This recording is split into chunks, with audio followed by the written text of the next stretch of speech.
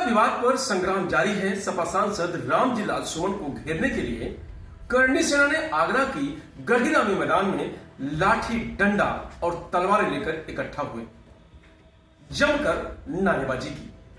करणी सेना की भाषा पर भड़के समाजवादी पार्टी के राष्ट्रीय अध्यक्ष अखिलेश यादव ने भी करारा जवाब दिया। तो यूपी डायरी में आज देखिए दो बड़ी खबरें। नमस्कार, मैं हूं रजनीश यादव, आप देख रहे हैं लोकमत हिंदी।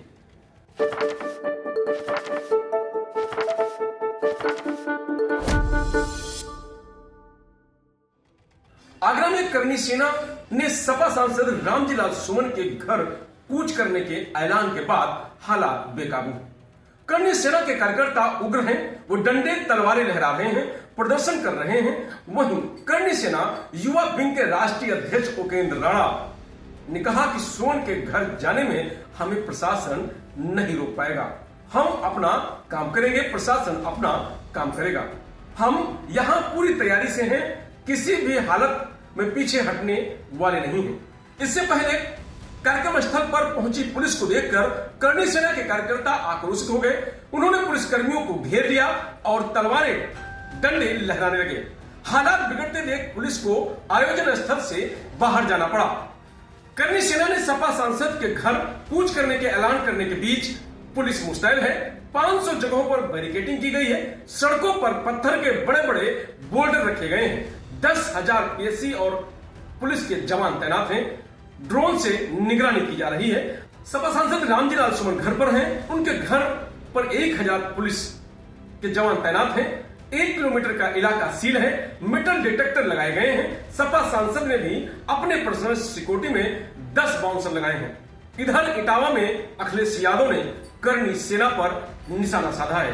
कहा है कि यह सेना वेना सब नकली है, यह सब बीजेपी वाले हैं। अगर कोई हमारे रामजी लाल सुमन का अपमान करेगा तो हम उसके साथ खड़े दिखाई देंगे। जिन व्यक्तियों से हालात बिगड़ने की आशंका है, ऐसे 1300 लोगों को पुलिस ने नोटिस भेजा है। सपा सांसद रामजी लाल सुमन घर पर ही हैं। उन्होंने अपनी सुरक्षा बढ़ाई है। पर्सनल सिक्योरिटी में 10 बाउंसर लगाए हैं। गढ़ी रामी से सपा सांसद रामजी लाल सुमन का घर 15 किलोमीटर दूर है। बता दें कि 26 मार्च को करणी सेना ने सपा सांसद रामजी लाल सुमन के घर पर हमला कर दिया था।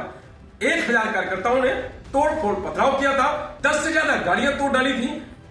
झड़प में 14 पुलिसकर्मी घायल हुए थे। सपा सांसद रामजी लाल सुमन ने 21 मार्च को राज्यसभा में कहा था कि भाजपा वालों का तकिया कलाम हो गया है कि मुसलमानों में बाबर का डीएनए है, फिर हिंदुओं में किसका डीएनए है? बाबर को कौन लाया? बाबर को भारत में इब्राहिम लोदी को हराने के लिए राणा सांगा ने लाया था। मुसलमान बाबर की औलाद हैं तो तुम गद्दार राणा सांगा की औलाद हो। यह हिंदुस्तान में तय हो जाना चाहिए कि बाबर की आलोचना करते हैं, राणा सांगा की नहीं। देश की आजादी की लड़ाई में इन्होंने अंग्रेजों की गुलामी की थी। इटावा पहुंचे समाजवादी पार्टी के राष्ट्रीय अध्यक्ष अखिलेश यादव ने महेबा ब्लॉक में डॉक्टर भीमराव अंबेडकर की मूर्ति का अनावरण किया। इस दौरान सपा प्रमुख ने बीजेपी पर जमकर हमला बोला। अखिलेश यादव ने कहा कि भाजपा एक एक फैसला लेकर संविधान को कमजोर कर रही है।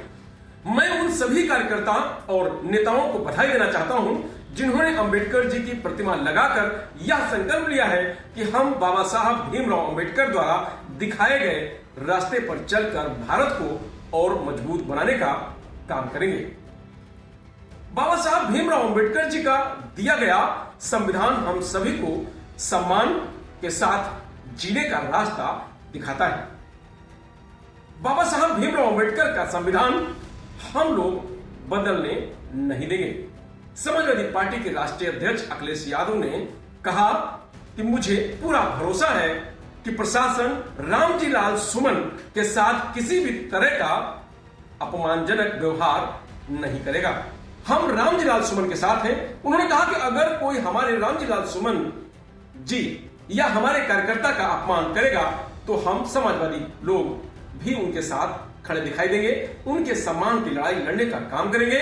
और यह सेना वेना सब नकली है, यह सब बीजेपी वाले हैं।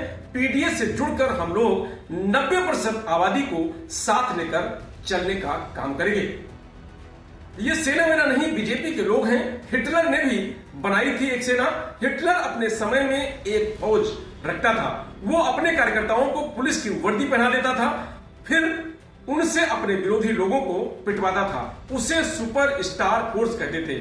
ये जो सेना दिखाई दे रही है वह बीजेपी वालों की सुपर फोर्स है, कोई सेना मेरा नहीं है।